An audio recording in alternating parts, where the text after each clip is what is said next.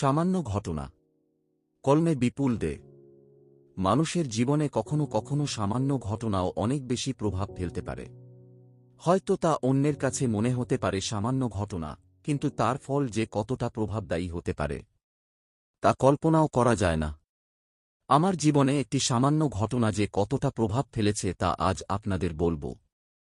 সেদিন উচ্চ মাধ্যমিকের ফলাফল বের হয়েছিল। আমি প্রতিটি বিষয়ে খুব ভালো রেজাল্ট করে স্কুলে দ্বিতীয় স্থান অধিকার করি। শিক্ষক শিক্ষিকারা আমাকে আশীর্বাদ করেন এবং বলেন আমি জীবনে অনেক উন্নতি করব। সন্ধেবেলা বাজার থেকে মিষ্টি নিয়ে বাবার সাথে ফিরছিলাম।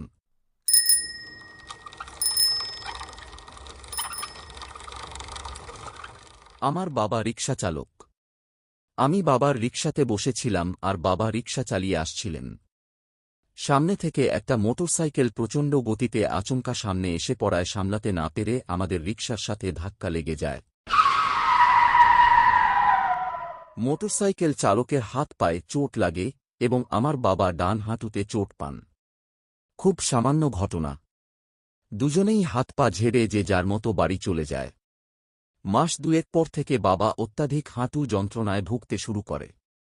আরও 4 মাস পর বাবার ডান পা একেবারেই অকেজো হয়ে পড়ে, যার ফলস্বরূপ আমাদের সংসার সম্পূর্ণরূপে অসহায় হয়ে পড়ে। আমরা 2 ভাই 1 বোন, আমি বড়। ছোট ভাই ক্লাস 7-এ পড়ে আর বোন 5-এ পড়ে। ফলে সংসারের সম্পূর্ণ দায়িত্ব এসে পড়ে আমার ওপর।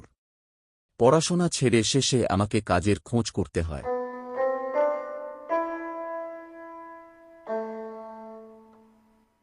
মাসখানেক এদিক ওদিক ঘোরার পর যখন কোনো ভালো কাজ পেলাম না, তখন আমাকেও বাবার পেশাটাই বেছে নিতে হলো। এখন আমিও সকাল বিকেল রিকশা চালাই।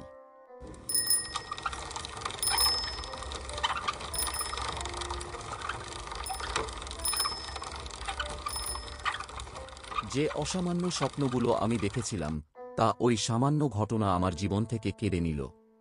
একটি সামান্য ঘটনার ফলস্বরূপ আমার জীবনটাই অতি সামান্য হয়ে গেল।